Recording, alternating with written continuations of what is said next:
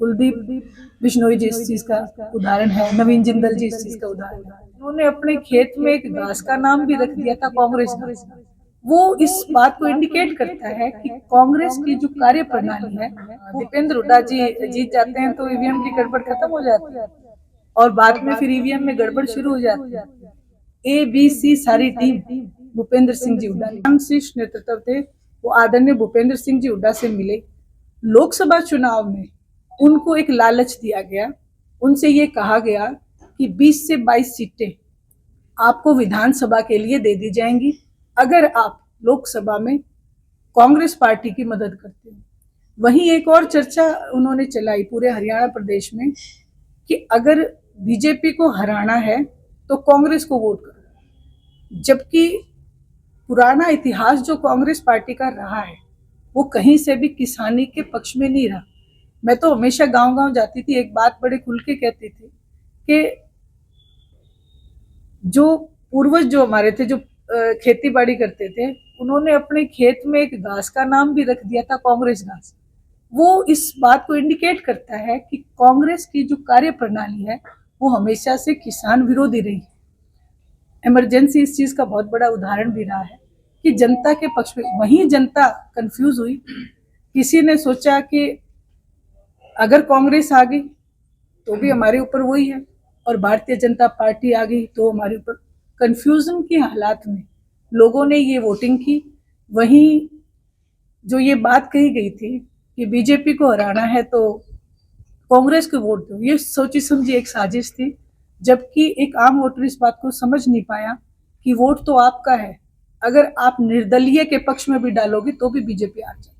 तो ये जो एक सारी जो चीजें थी जहां तक नोटिस की गई हैं, तो ये एक बहुत बड़ा कांग्रेस द्वारा रचा गया षड्यंत्र था, जो कांग्रेस बैकडोर से भारतीय जनता पार्टी की मदद करती रही शीर्ष नेतृत्व। कांग्रेस ये कहती है जिस तरह से कांग्रेस की जो 37 सीटें आई और उन पे जो सरकार आने वाली थी सभी ये कहते थे, लेकिन ईवीएम में जो गड़बड़ की गई है, आपका मानना है कि ईवीएम में गड़बड़ हुई है?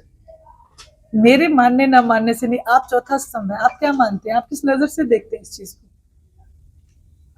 ईवीएम में गड़बड़, जब दीपेंद्र हुड्डा जी जीत जाते हैं तो ईवीएम की गड़बड़ खत्म हो जाती है और बाद में फिर ईवीएम में गड़बड़ शुरू हो जाती है। वो ये क्यों नहीं कहते कि आप सब लोग हैं मेरे सामने बैठे, आप सब लोगों ने भी एक चीज नोटिस की होगी कि इलेक्शन के दौरान एक लाइन जो है मीडिया में चलने लगी थी कि जल्द ही ईडी पहुंच सकती है भूपेंद्र सिंह हुड्डा के घर। ये आप सबने पढ़ा होगा और मैंने वो 3 दिन लाइन देखी, चौथे दिन वो लाइन गायब हो गई।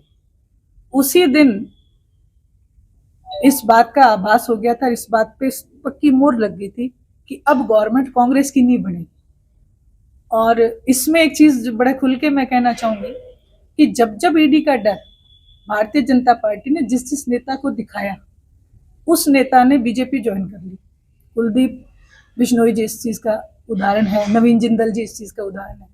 लेकिन जब भूपेंद्र सिंह जी हुड्डा ने ज्वाइन नहीं की तो हमने एक ही बात कही कि ये तो सारी कांग्रेस को ही वहां पे बेच के आ गए।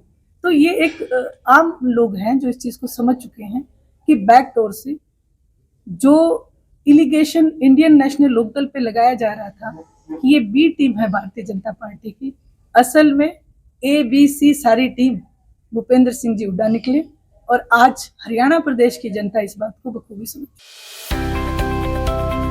अब किसी भी प्रकार के दर्द से क्यों होना परेशान, जब ऑर्थो चार्ज कैप्सूल हो आपके पास। सभी प्रकार के दर्द में आयुर्वेदिक पद्धति पर आधारित रामबाण इलाज।